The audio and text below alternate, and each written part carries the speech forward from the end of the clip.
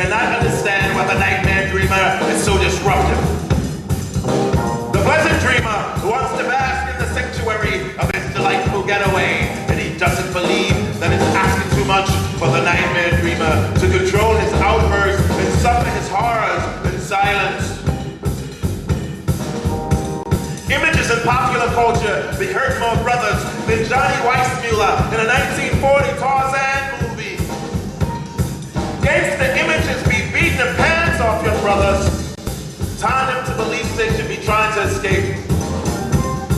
Desperados are born in hoods where low-lying dreams hang like distant fantasies. Innocence is the bloody mark of the victim smells like.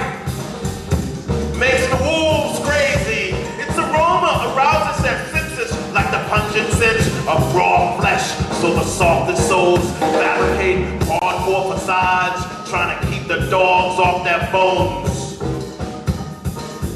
Sheep run with wolves. Chickens learn to bark. Tragic casualties of poverty. And fear. Fear's like bad gas. Everybody has to deal with it at some point, but nobody's claiming ownership. It is the coward's perspiration, the burnt refuse of a piss-pumping heart.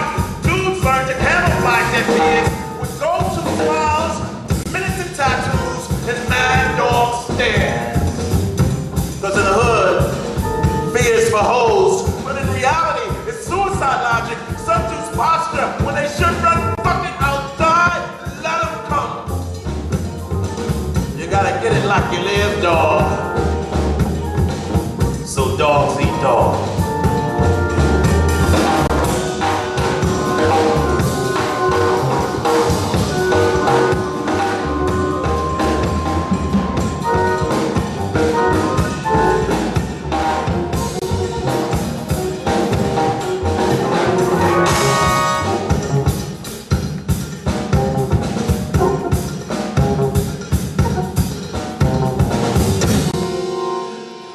Next time I see Greg, I'm gonna have to tell him that when you get my age, you can't fight hunger with no fist. And that slick words will do nothing to keep a cold, unforgiving December wind from biting you on the butt. Last week, I found myself pulling at that string. And out of nowhere, I begin to ask the question, I wonder where Greg is. Has anybody seen Greg?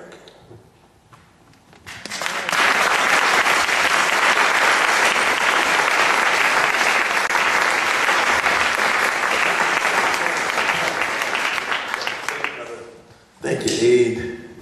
I hung out with this dude last year in Bradford, man. We had a fantastic time at the Bradford Playhouse. So we just got 2 more poems. I know we might be a little over, but y'all want to hear a couple more poems?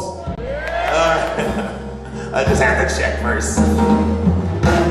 Hold on one second, y'all. I want to tell them one thing about this. So earlier we talked about, like, you know, because of all of those different influences in New Orleans and all of the different like sort of cultural expressions that grew out of that. And the Mardi Gras Indians, that was one.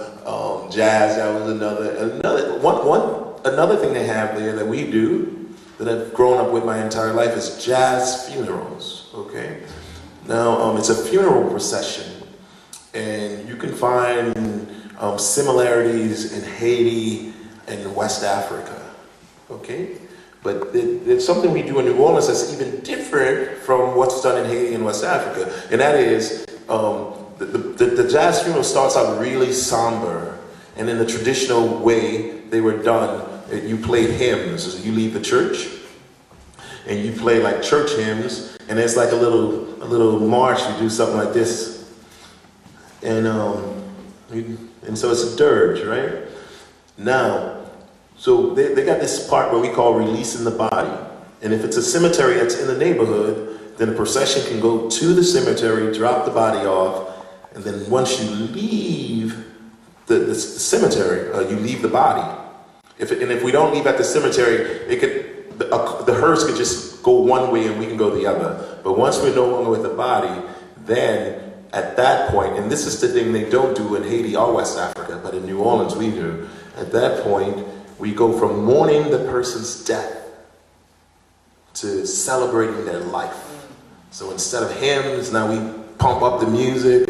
And like some of my friends are photographers, you can literally see photos of people in one frame who are so distraught, you wonder if they're gonna make it. And the next thing you know, they got, I mean, that's just how we do, you know. So anyway, this is called a jazz funeral.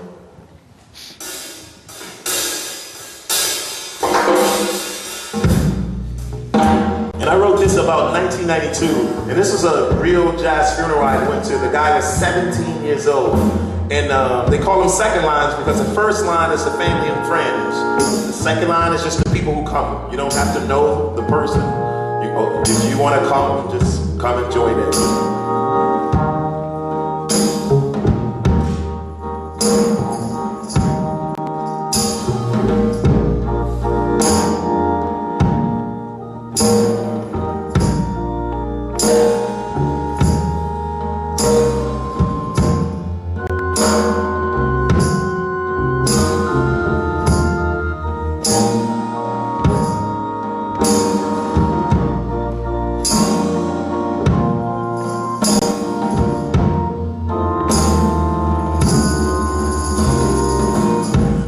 Soft, slow, euphonic rhythm of the jazz band ripens the atmosphere. And a myriad of screams, shouts, and tears seem to blend in with the solemn music, almost as if the horns and drums had a melodious cry of their own. With the 40 ounce in one hand, a cigarette in the other, to calm my nerves and soothe my soul. Along with the others, I gently rock from side to side as the young brother's casket is brought from the sanctuary of the church, where we all begin to prepare for his last dance, his last ride, his last party. The African sisters who nurtured this man-child are having fits because at 17 you can't help but think of what he could have been. But today, he's just dead. Another young, misguided, misdirected warrior whose life has been sucked from within his breast permanently, forever, for nothing. The procession has started and the crying has become more intense. And as we move away from the church, you find the rhythm has changed. It is no longer soft and sad. It is now wild, happy, and in a sense, a little mad. When you throw your hands in the air and gracefully and emphatically move your body in a way that only Africans can, an unpatterned way that's natural to you and flow the music. Down in New Orleans, we call that the second line. Our body's language say to this young brother that this dance is for you. Yes, this last dance is for you. We dance so your last vision of us can be a happy. And as we party past the housing project, this is the last time to see your playground and battlefield. This vicious, brutal, familiar enclave of blackness where you endured much pain and hurt mingled with laughter and love. It's the last time to see the rough, happy, innocent, nappy-headed little boys on their bikes that remind you so much of yourself when you attend an innocent. The last time to see the old sisters sitting on the porches, becoming wise about the day, and the old brothers sitting in front of the liquor stores, reminiscing about what could have been. It's the last time to see your life and your world, and because of that, we stomp today, we shout today, we cry today, we dance today. Yes, we dance today. And when we get to the candy store, the place where your life was quickly halted, you find the rhythm changes yet again. This time the music and the people are in a frenzy. They dance like this would be the last time before we all get to see our maker. And as the music pounds and thumps and blares and draws us all emotionally into this intense moment, 12 of your best homies remove your casket from the hearse.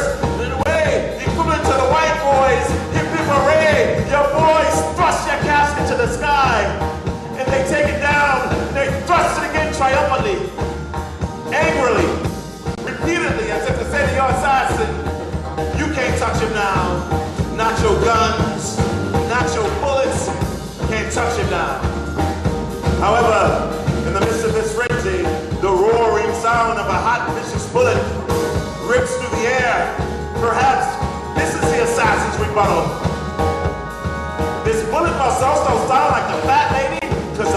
Passover. African brothers, sisters, and babies seek refuge, desperately trying to avoid the last dance. But deep down inside, we all know that we will dance again soon.